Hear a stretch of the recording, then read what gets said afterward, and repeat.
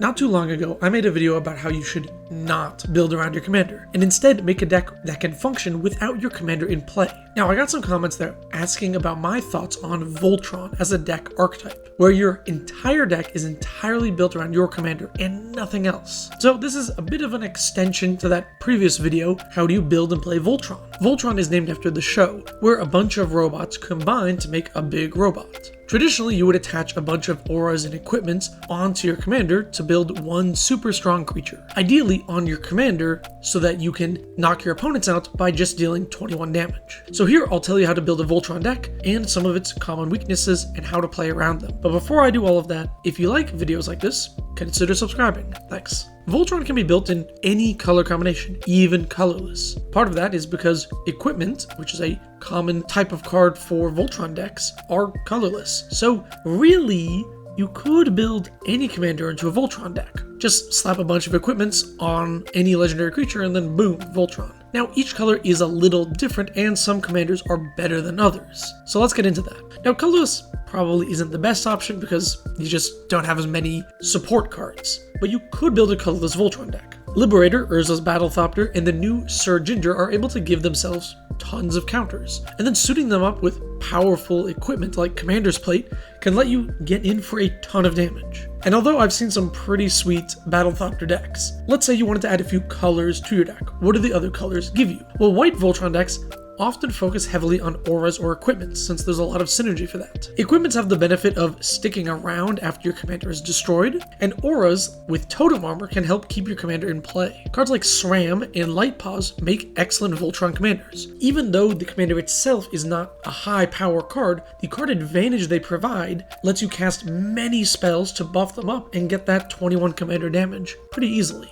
Now, blue isn't a popular Voltron color, but there are a few commanders with blue in them that make decent commanders. Shu Yun is a pretty powerful Jeskai commander. Prowess means you can get an extra boost off of all of your buffing non-creature spells, and blue gives you access to cards like Slip Through Space and Aqueous Form, which give your commander unblockable. Blue is really good at letting your commander slip past blockers and get in for damage. And sometimes, catching people off guard with a slip through space can win you the game. They might think they're safe with all their blockers in play, and then, oops, suddenly your commander's unblockable, and they're toast. Although blue does not give you much in the way of power for a Voltron deck, they can make excellent use of those counter spells. I'll talk about that more later though. Red is often described as the attacking color, and unsurprisingly, there are a lot of popular red Voltron commanders. There are multiple red commanders that increase damage or work well with equipment, and just attack a lot. Now, red does give you damage, but I actually don't think it's the best Voltron color because it lacks protection for your commander. You don't get the same phase out or hexproof spells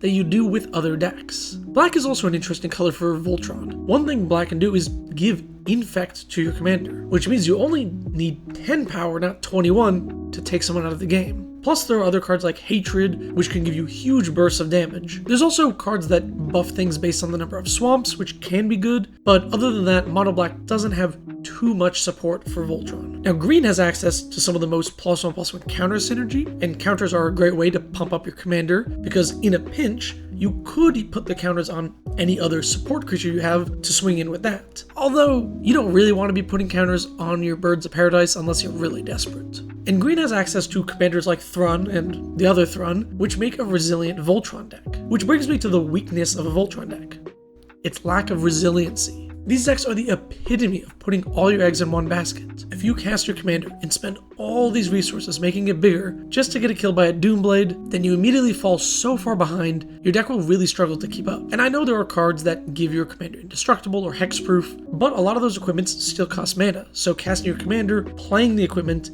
going to equip, and then getting hit by a spot removal can be tough. At the very least, with equipment, it does get to stick around, and you could put it on another creature, but again, buffing up your Birds of Paradise isn't really what you want to be doing. This is why I think the best Voltron commanders are not the ones that deal the most damage, but instead the most resilient. I think Thrun and Skullbriar are some of the best in my opinion. Thrun spits in the face of most removal and can smash through counterspells easily. And Skullbar keeps his counters after you spend resources trying to build it up. So a removal spell isn't gonna ruin your day, especially because if they cast a board wipe and your commander gets swept up, because Skullbar has haste, next turn you can attack immediately without waiting a turn. Now things like Hexproof and Indestructible are great for any Voltron deck. It can make your commander feel unbeatable until you get hit with an Edict. Sacrifice effects are really the bane of these decks. So how do you protect yourself from them? This is where some colors that don't have much utility for Voltron can be useful. Like blue. Saving a counterspell for an Edict effect or exile-based board wipe is often the correct call, and why some of these Jeskai commanders can be really dangerous as Voltron commanders. There are some other ways to stop edicts, like having utility creatures. Maybe you have some of the Lieutenant cards sitting around, so if they force you to sacrifice one creature, you can just sacrifice that instead of your commander. Or if you're in the colors, there are some cards that prevent you from sacrificing. So overall, how powerful are Voltron decks? Honestly, I think they're pretty weak. Because building around your commander is a big, obvious weakness of your deck, Voltron decks just make that weakness even more prominent. Think of it like a combo deck. You need your commander in play, some way to give it either unblockable or trample, some way to make it bigger, and you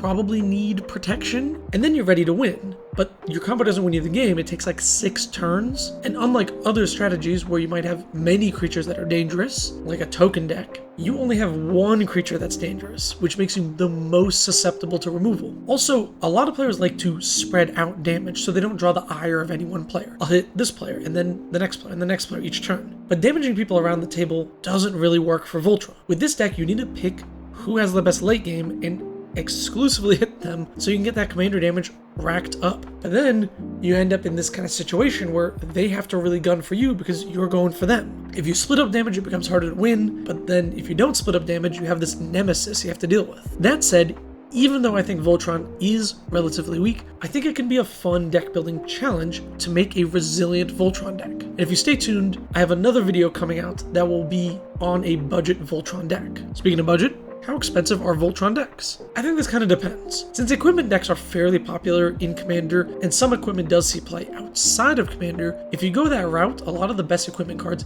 can be kind of pricey. But I've found that if you build around auras and counters, a lot of those are much cheaper because they don't see too much play outside of Commander. And you can definitely build a decent budget Voltron deck. Overall, Voltron is a weaker strategy that I think can still be a lot of fun. Just be sure to pack tons of protection, whether that's counter spells, phase out spells, things that give hexproof and indestructible.